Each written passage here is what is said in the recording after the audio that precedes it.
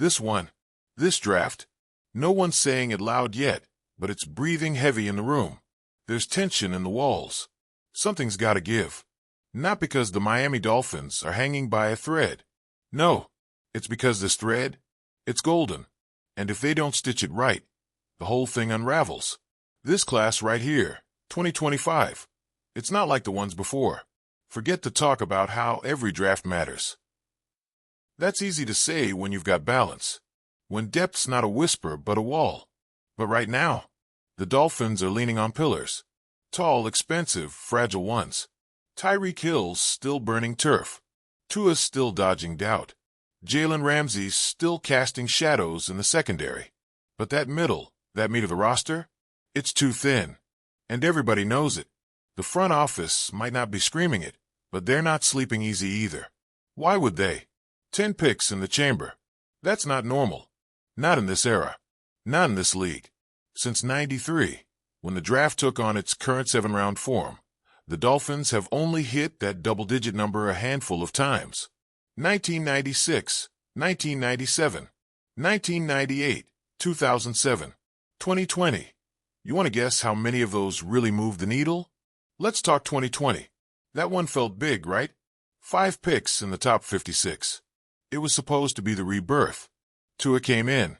So did Austin Jackson, Raekwon Davis, Robert Hunt. A few hit. A few didn't. But that class wasn't walking into a contending team. They were building from rubble. There was grace in that.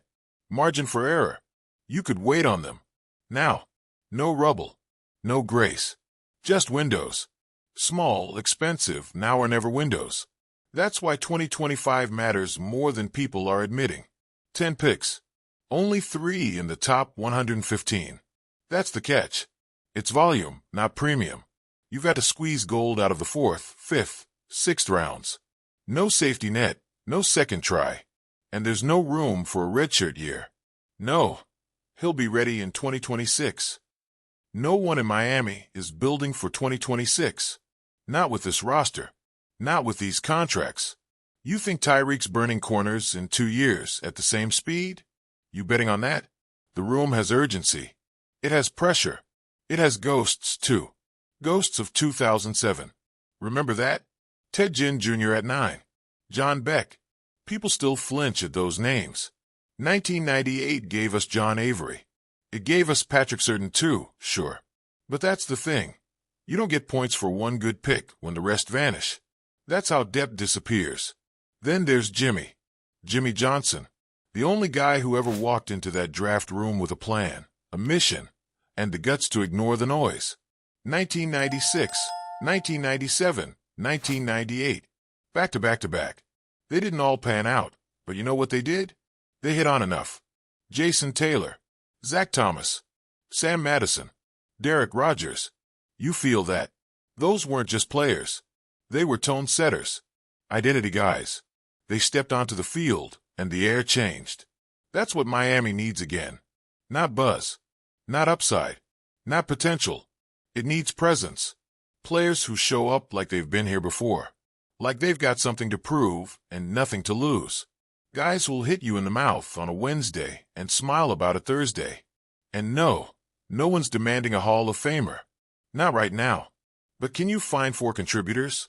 Can you land 3 starters who don't blink when it's 3rd and long in Buffalo? Can you bring in someone who looks Ramsey in the eye and doesn't flinch? It's a fine line. The kind that cuts both ways.